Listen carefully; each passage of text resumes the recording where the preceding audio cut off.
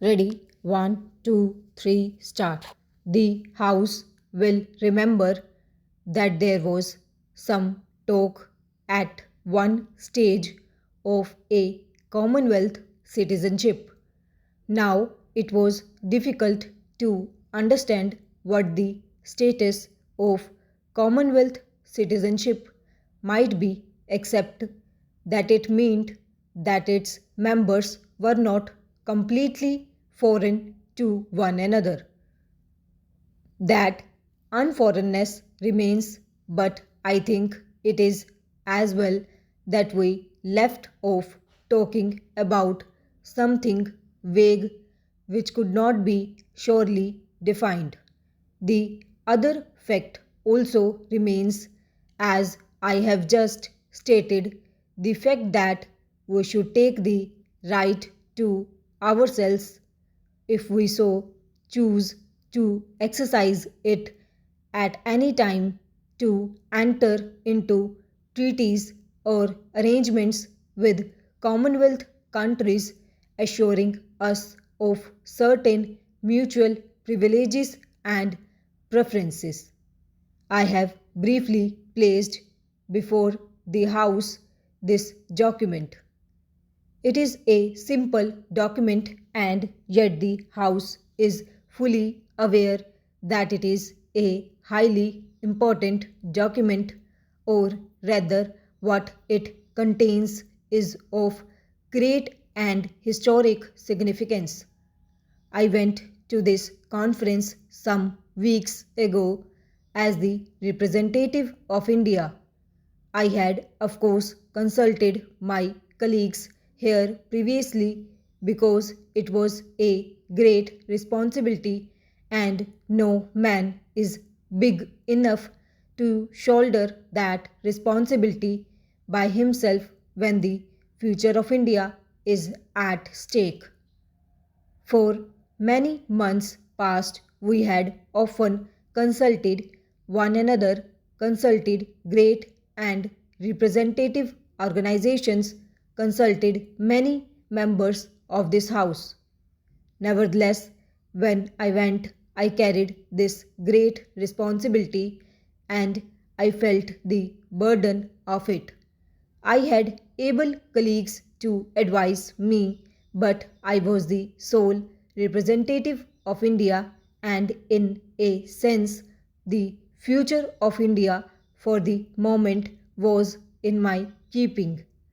I was alone in that sense, and yet not quite alone, because as I travelled through the air and as I was there at the conference table, the ghosts of many yesterdays of my life surrounded me and brought up picture after picture before me, saints and guardians keeping watch over me, telling me perhaps not to trip and not to forget them. I remembered, as many members might remember, that day 19 years ago when we took a pledge for the first time on the bank of the river Ravi at the midnight hour on 26th Jan, and how we took that oft repeated pledge year after year in spite of difficulty. And finally, I remembered that day when, standing at this very place, I placed a resolution before this House. Para, let us not be led away by considering the situation in terms of events which are no longer here.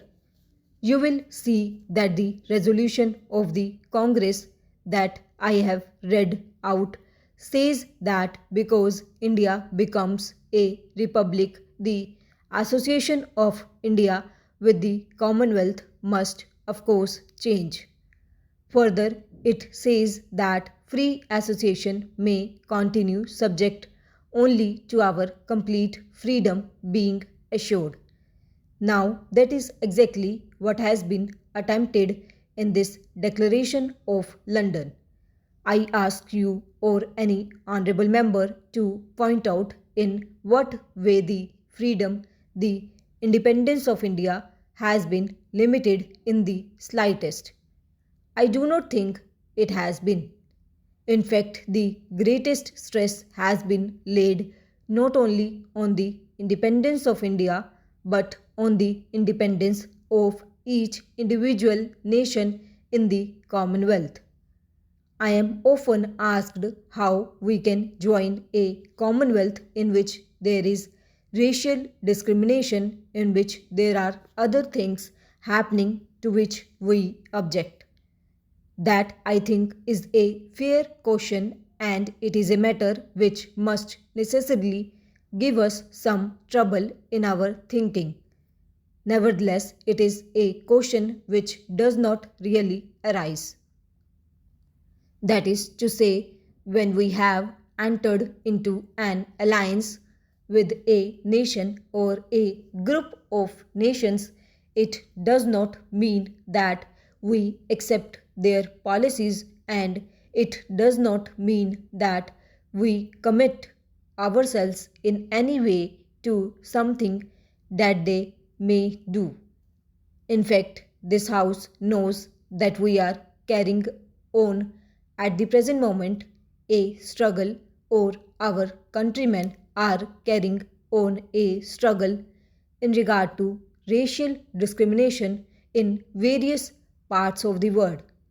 The House knows that in the few years, one of the major questions before the United Nations at the instance of India has been the question of Indians in South Africa.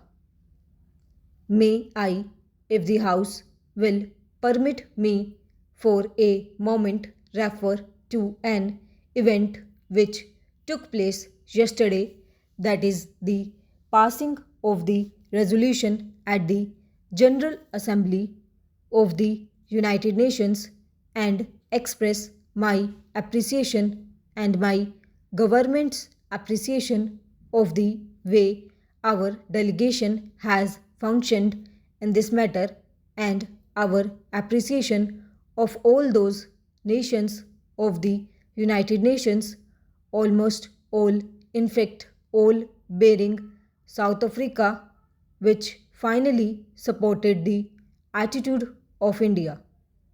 Para, one of the pillars of our foreign policy, repeatedly stated as to fight against racial discrimination, to fight for the freedom of suppressed nationalities. Are we compromising on that issue by remaining in the Commonwealth? We have been fighting on the various issues even though we have thus far been a dominion of the Commonwealth.